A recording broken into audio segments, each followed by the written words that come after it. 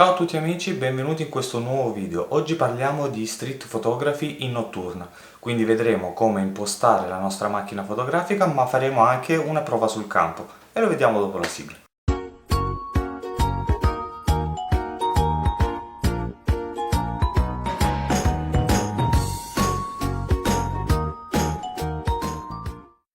Quando ci approcciamo a fare street photography di notte, dobbiamo tendenzialmente fare i conti con due fattori.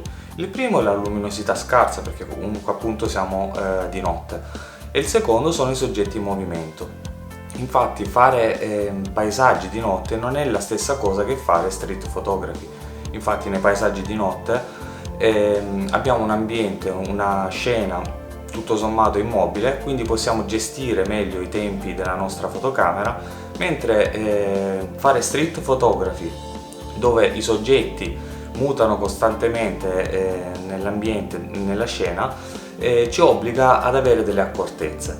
Quello che cercheremo di fare essenzialmente sarà far entrare quanta più luce possibile sul nostro sensore in modo da avere dei tempi veramente bassi ed evitare quindi il micromosso. Ma per far questo possiamo utilizzare più strade. La prima è provare ad alzare l'ISO, anche se cercheremo di non esagerare per evitare il rumore digitale, quindi quello che vi consiglio è eventualmente rimanere al massimo a 1600 ISO. L'altra strada sarà utilizzare degli obiettivi che abbiano un'apertura di diaframma davvero importante, in modo da permettere alla luce di entrare in modo più consistente, e quindi questo ci permetterà senz'altro di abbassare i tempi di scatto. L'altro elemento che cercheremo di utilizzare sarà la luce presente nell'ambiente, ovvero lampioni, vetrine e tutto ciò che ci può aiutare ad avere una composizione, una scena quanto più illuminata possibile. Ovviamente facendo street photography non utilizzeremo il flash, perché appunto andiamo a fotografare dei soggetti che non sono lì in posa, ma sono appunto soggetti della strada, quindi il flash è assolutamente bandito.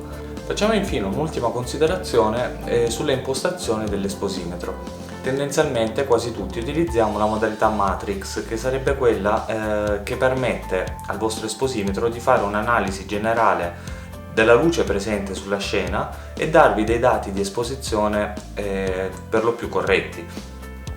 In street photography notturna in alcuni casi la percentuale di oscurità è talmente grande sulla composizione che questi dati con la modalità Matrix potrebbero essere sbagliati, in quanto vi darebbe una sottoesposizione. A quel punto vi consiglio di utilizzare la modalità Spot, che permette al sensore di fare un'analisi più puntiforme, appunto più limitata solo alla parte della messa a fuoco, quindi alla parte luminosa che sicuramente andremo ad esaltare nella nostra foto, e quindi darvi una esposizione più corretta.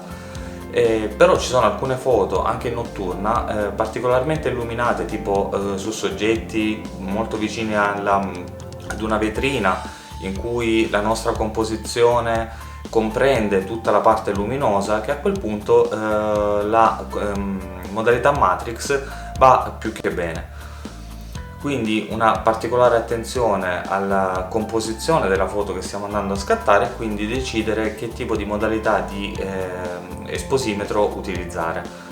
In ogni caso non abbiate paura, perché se la vostra foto è leggermente sottoesposta possiamo sempre recuperarla in post produzione. Bene, adesso che abbiamo visto tutte le accortezze che dobbiamo avere per fare street photography notturna, non ci resta altro che preparare la nostra borsa e uscire per strada e mettere in pratica tutti questi concetti. Come sempre tutto il materiale che utilizzo nelle mie sessioni fotografiche lo trovate qui in descrizione. Vediamo quindi cosa mettere nella mia nuova borsa della KNF Concept. Come macchina fotografica utilizzerò la mia Nikon D7002, mentre come obiettivo ho scelto quello più luminoso che ho tra i miei obiettivi, ovvero il mio Nikon 35 mm, che ha un'apertura di diaframma massima di 1,8. Eccoci qui per strada, pronti per la nostra prova sul campo. Qui siamo proprio in pieno centro, quindi c'è abbastanza illuminazione perché ci sono le vetrine, c'è l'illuminazione pubblica, quindi utilizzerò la modalità Matrix e vedremo se riusciremo a fare qualche foto più liberamente, nel senso che saremo meno condizionati dall'oscurità e quindi vediamo cosa ne viene fuori. Dopodiché mi sposterò nelle strade un pochino più isolate e meno illuminate.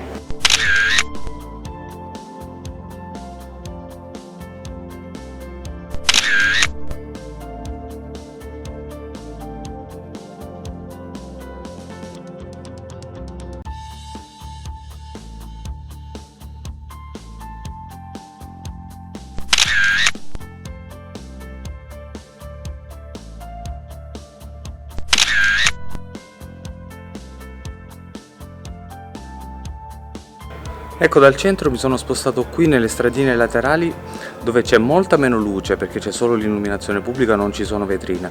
Quindi qui utilizzerò la funzione spot cercando di individuare delle zone particolarmente luminose che mi permettano di scattare una foto, aspettando poi soggetti ideali per la foto stessa.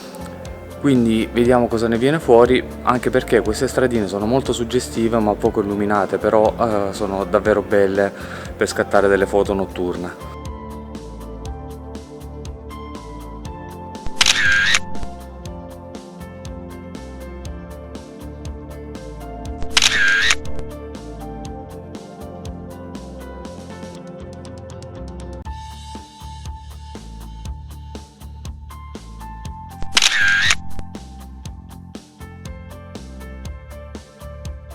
Bene ragazzi, spero che con questo video abbiate più elementi in mano per poter fare correttamente della street photography notturna.